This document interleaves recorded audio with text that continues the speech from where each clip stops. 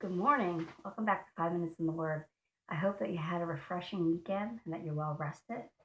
And I am ready to get started. And we are in Proverbs chapter 21. We're going to go through verse 15. And there's about four footnotes at the end. So follow along with me.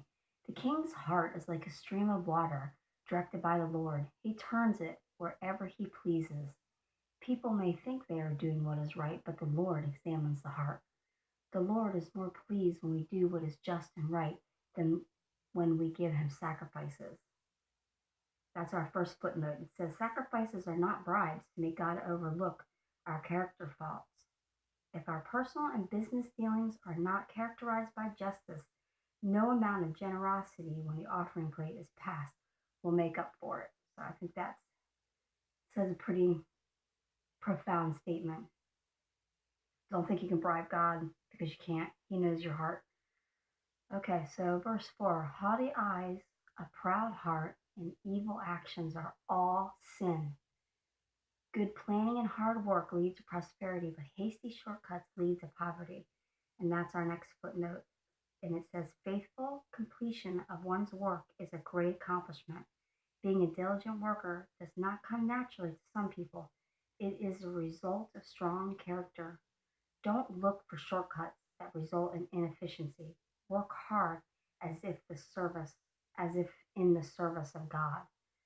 So that's pretty clear, cut and dry, I think, right there. All right. Verse 6, wealth created by lying is a vanishing mist and a deadly trap. Because the wicked refuse to do what is just, their violence boomerangs and destroys them. The guilty walk in a crooked path, the innocent travel a straight road. It is better to live alone in the corner of an attic than with a contentious wife in a lovely home. Evil people love to harm others. Their neighbors get no mercy from them. A simpleton can learn only by seeing mockers punished. A wise person learns from instruction. Verse 12, the righteous one knows what is going on in the homes of the wicked. He will bring the wicked to disaster. 13, those who shut their ears to the cries of the poor will be ignored in their own time of need.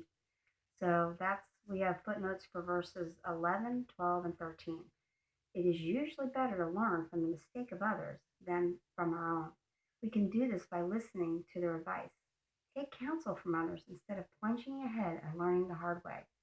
We should work to meet the needs of the poor and protect their rights, for someday we may be in need of such services ourselves. Okay. Verse 14, a secret gift calms anger, a secret bribe pacifies fury. And the last verse for today, verse 15, justice is a joy to the godly, but it causes dismay among evil doers. So that's a lot. That's a lot for 15 verses, but it's going back into what we already talked about in chapter 20 about helping the poor and about being a hard worker and, just our basic character, our overall attitude, and if we're allowing God to control it or if we're allowing other people to put negative things into it, which change our attitudes and affect our character. Overall, that affects our relationship with God. So we really need to be careful about those things and watch out what's going on, in our lives and with the people that we hang out with. Make sure that that's what we want coming out, because eventually, whoever you're hanging out with, that's eventually what's going to come out of you.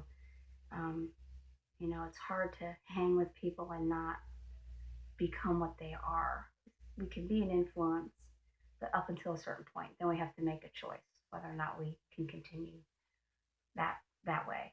So it's hard, but that's why we have God. God is our counsel too, and we can pray and ask Him for guidance. And it is important also to talk again about having great counsel in your life, having people that are going to always have your best interests at heart, and that they've done some things in their life, so they don't want you to make the same mistakes that they made, and that they'll help you through certain things that you're going through. So with that, I'm going to close because I'm going to take some time out to pray for you. It's just for 4 or 5 minutes, so I don't want to run over too much over 5 minutes. So I hope that you have a great day and that you'll go check our website out and imagescribers.com, and that you'll run over to the Facebook page and that you'll go read some stuff there, and that you'll enjoy the rest of your day. So I'll pray you out. Dear Heavenly Father, thank you for this day. I pray that you watch over my friends today as they start a new week, that you would give them wisdom, Lord, and great insight into what it is that you have them to do, Lord. I pray that you would protect them as they walk through this day and this week, Lord, and be with them and guide and lead them, Lord, in all that they do. We thank you for everything that you do for us, Lord, and we just ask that you would bless us this day. In Jesus' name I pray, amen. With that, I'll say goodbye, and I'll catch you tomorrow, and we will finish chapter 21. Have a great day.